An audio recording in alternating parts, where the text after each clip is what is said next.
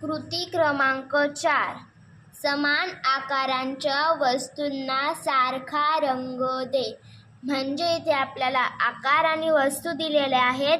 कोणत्या आकाराची कोणची वस्तू आहे ते ओळखून आपल्याला त्या आकाराला आणि त्याच आकाराच्या वस्तूला सारखा रंग द्यायचा आहे.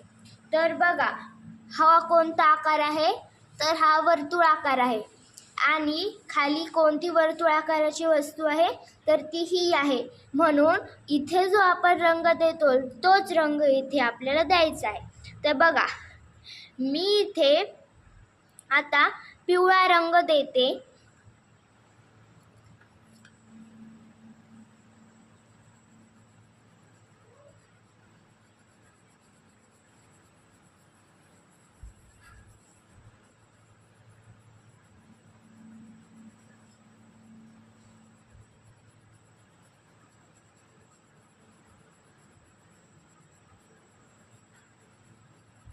या वर्तुळाकाराला मी पिवळा रंग दिला. आता मी वर्तुळाकाराच्या त्या वस्तूला सुद्धा पिवळाच रंग देणार, कारण की आपल्याला सूचनेमध्ये तसे सांगितले होते की समान आकाराच्या वस्तूंना सारखाच रंग दे. म्हणजे आधी आकाराला जो रंग देतो तोच रंग त्या आकाराच्या वस्तूला, म्हणजे समान आकाराच्या वस्तूला रंग द्यायचा आहे, तोच जो आकाराला दिला आहे. म्हणून इथे सुद्धा मी पिवळाच रंग देणार.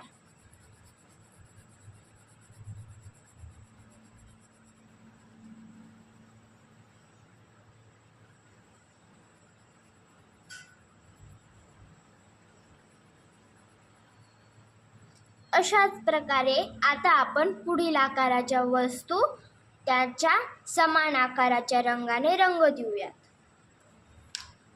तर बघा, यानंतरचा आकार आहे दंडगोल. आणि दंडगोल आकाराची वस्तू म्हणजे ही आहे. आता आपण दंडगोल आकाराला गुलाबी रंग देऊया.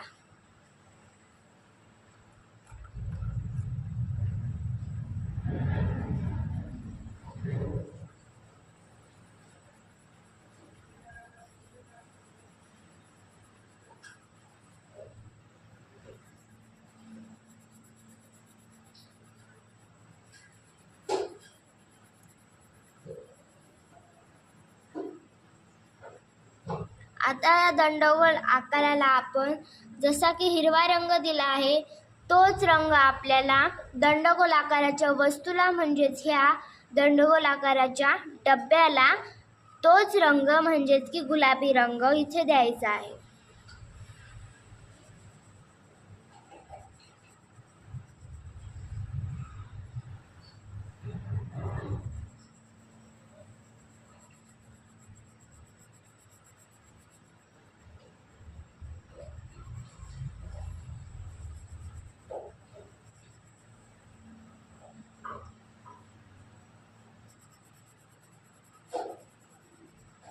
अशा प्रकारे. यानंतर पुढील आकार कोणता आहे? तर तो इष्टिकाचितीचा आहे. आणि इष्टिकाचिती आकाराची वस्तू म्हणजेच की ही आहे. आता इथे इष्टिकाचिती या आकाराला मी निळा रंग देते.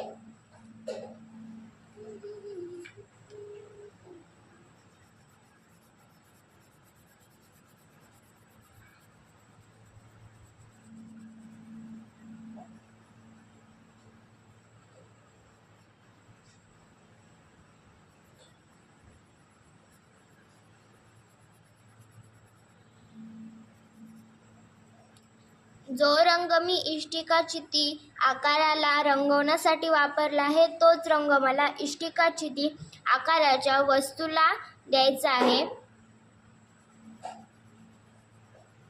जो की निळा रंग आहे.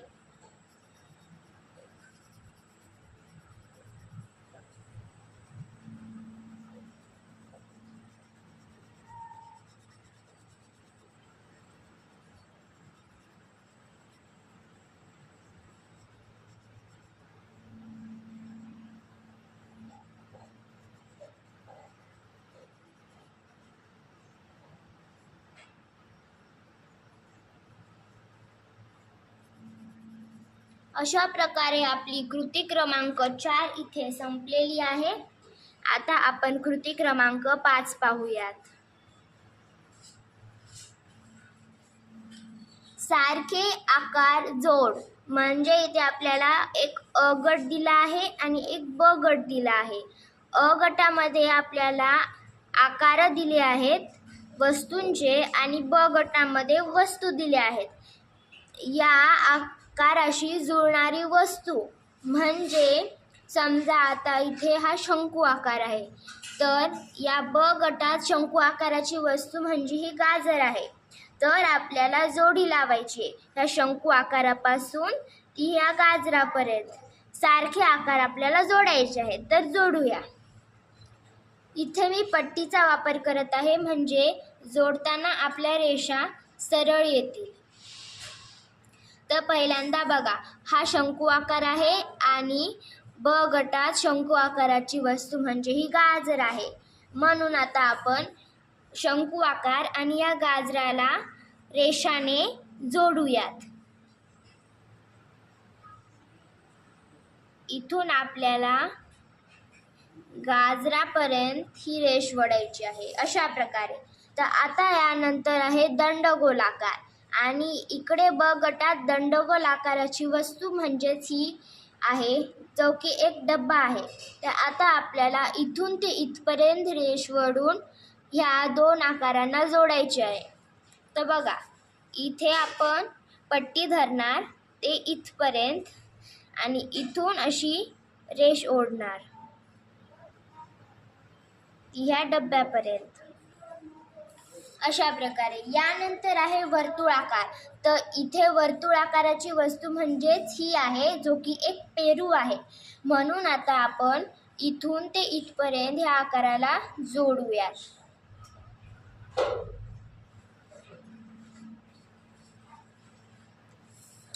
अशा प्रकारे. आणि एकदम शेवटी चौथ्या नंबरला ही आहे इष्टिकाची ती आकार आणि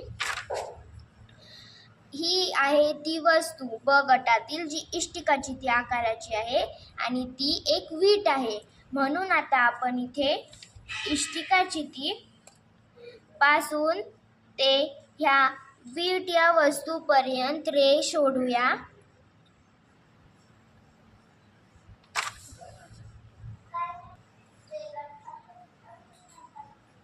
कारण आपल्याला हे जोडायचे आहे. अशा प्रकारे आपली कृती क्रमांक 5 इथे संपलेली आहे. आता आपण कृती क्रमांक 6 पाहूया जे की पुढच्या पानावर आहे.